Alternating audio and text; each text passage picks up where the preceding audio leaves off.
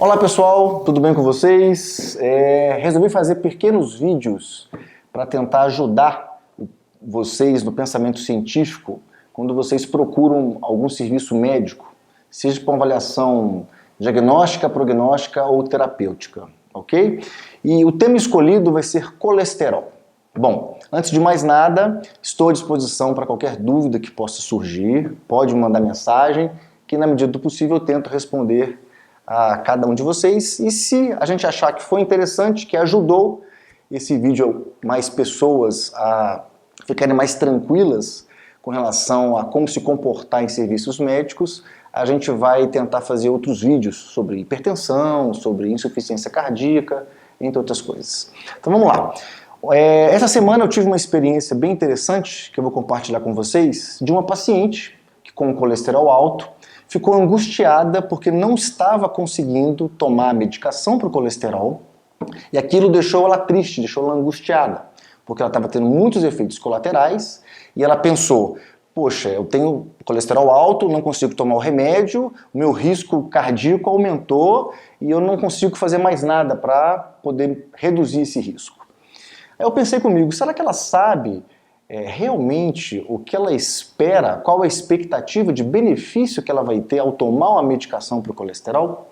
Então isso vai ser o nosso principal objetivo desse bate-papo bem informal que eu quero trazer para vocês, tá? Então vamos lá. Vamos pensar numa mulher jovem de aproximadamente 42 anos que deu um colesterol elevado numa avaliação de rotina com seu clínico, com seu cardiologista, com seu ginecologista. Exemplo, ok? E ela só apresenta um colesterol elevado. Vamos falar em número para vocês entenderem. Dá um colesterol LDL, que é o ruim, em torno de 170, mais ou menos, tá? Um nível um pouco acima dos desejáveis pelos protocolos. Porém, ela é ativa, ela é totalmente assintomática, ela não fuma, ela não tem pressão alta, ela não tem diabetes, ela não tem histórico familiar. Ela só tem um colesterol elevado. E ela ficou angustiada porque não consegue tomar a medicação, que são as famosas estatinas, devido aos efeitos colaterais. Isso é raro de acontecer, mas acontece. Toda medicação tem efeito colateral. Então ela me procurou e ela ficou preocupada porque não estava conseguindo tomar essa medicação e aquilo estava angustiando. E eu conversei com ela o seguinte, será que você sabe, de fato, qual que é o benefício que você vai ter em tomar a medicação? Então é isso que eu queria, o foco principal do bate-papo é esse. A gente tentar ver que a maioria dos tratamentos em medicina são probabilidades de benefício, e não uma certeza ou uma garantia de benefício. Então eu perguntei para ela, você sabe qual o benefício que você tem em usar um remédio para colesterol? Ela falou, não. Você sabe qual o seu risco cardiológico que você tem hoje, com todos esses parâmetros que eu citei aqui, para você ter um infarto? Ela também falou não. Então percebe que a nossa mente humana ela é repleta de vieses. E isso acaba que afeta a gente pelo medo, pela ansiedade, pelas heurísticas, ou seja, a gente pega uma coisa complexa e facilita. Ou seja, ela pensou, tenho colesterol alto, estou com risco de ter um infarto.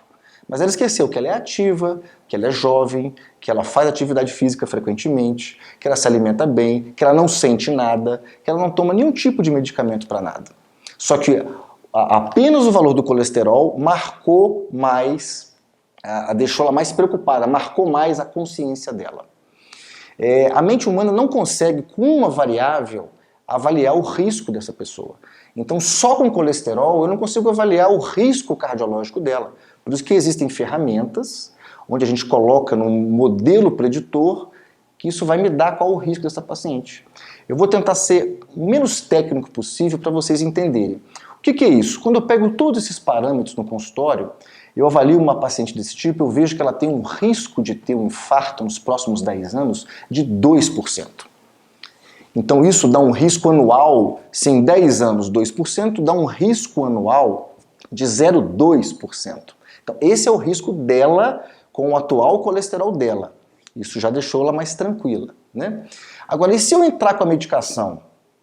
Quanto que eu vou reduzir esse risco de 2%? Eu reduzo em 30%. Esses dados a gente tem das evidências científicas. Em 30% eu reduzo esse 2% que ela tem. Então eu vou tirar ela de 2%, 30% é 0,6%, eu vou deixar ela com 1,4% de risco nos próximos 10 anos. Então existe uma grande razão para a gente ter essa preocupação toda com relação a gente não conseguir tomar uma medicação por alguma doença, principalmente no caso de uma prevenção, de melhorar o nosso prognóstico? Sair de 2% em 10 anos e ir para 1,4% em 10 anos vai mudar muito a vida dela? Acredito que não, né? Então isso é uma forma de pensar, é uma forma de individualizar a conduta dependendo do perfil de cada paciente. É óbvio que a gente sabe que medicação que reduz o colesterol é extremamente benéfico para pacientes de alto risco. Pacientes que já infartaram, que são diabéticos, que já são mais idosos, que têm pressão alta, tabagistas. Esses pacientes tendem a se beneficiar mais. Ok? O risco dele de ter um infarto é muito maior do que 2%. Aí essa medicação vai fazer um efeito melhor nesse perfil de paciente. Agora, numa jovem ou num jovem de meia idade, assintomático, que faz seu check-up preventivo, né, que é bombardeado para sempre estar fazendo o seu check-up assintomático, quando ele encontra um colesterol um pouco elevado, calma. Às vezes nem precisa de entrar com a medicação ainda, porque na maioria das vezes vai ser baixo ou risco intermediário.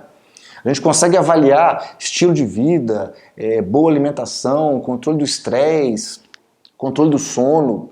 Tudo isso é importante para você tentar controlar a sua qualidade de vida e não preocupar em tomar a medicação. Entendeu?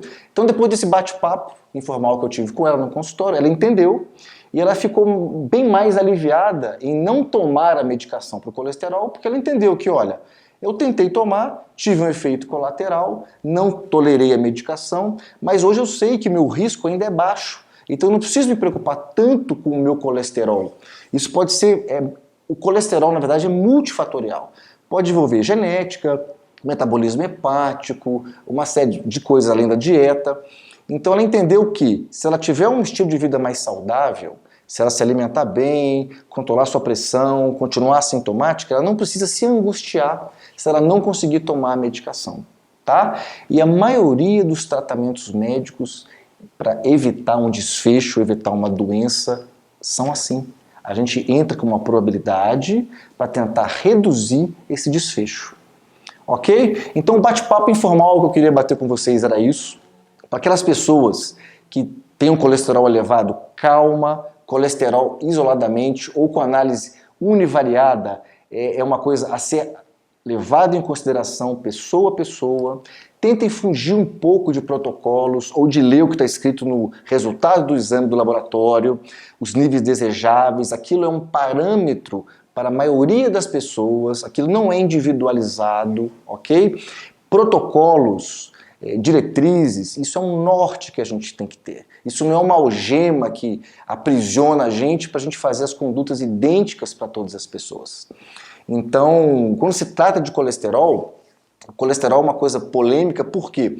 Porque o próprio ser humano, quando descobriu, através das evidências científicas, que colesterol causa infarto, porque existiu uma evidência de causalidade onde eu reduzo o colesterol com medicação, eu reduzo a incidência de infarto, o ser humano extrapolou isso através de uma heurística, que é tornar um pensamento complexo mais fácil, onde eu tenho que reduzir o meu colesterol drasticamente da dieta porque eu vou causar infarto. Não é assim.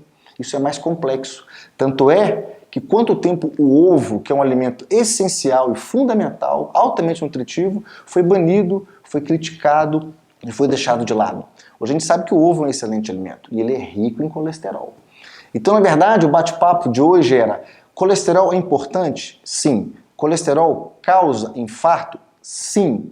Mas a análise do seu colesterol laboratorial ela deve ser individualizada, ela deve ser analisada principalmente com relação ao seu risco basal e se realmente o tratamento vai ser benéfico ou não. Falando em números, para vocês entenderem melhor, se eu reduzo 0,6%, ou seja, pegando aquela paciente de exemplo, se ela tem 2% de chance de ter um infarto ao longo de 10 anos, se eu dou uma medicação para ela, eu reduzo em 30%, ou seja, eu estou reduzindo absolutamente esses 2% para 0,6%, certo? Esse é o benefício que eu vou dar para ela, de 0,6%.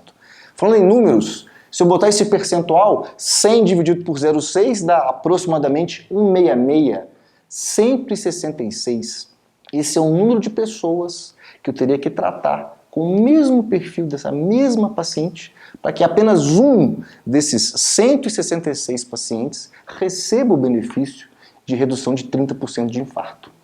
Então precisa se preocupar, caso eu não consiga tomar um remédio de colesterol, só porque o meu colesterol não está bom ou está elevado?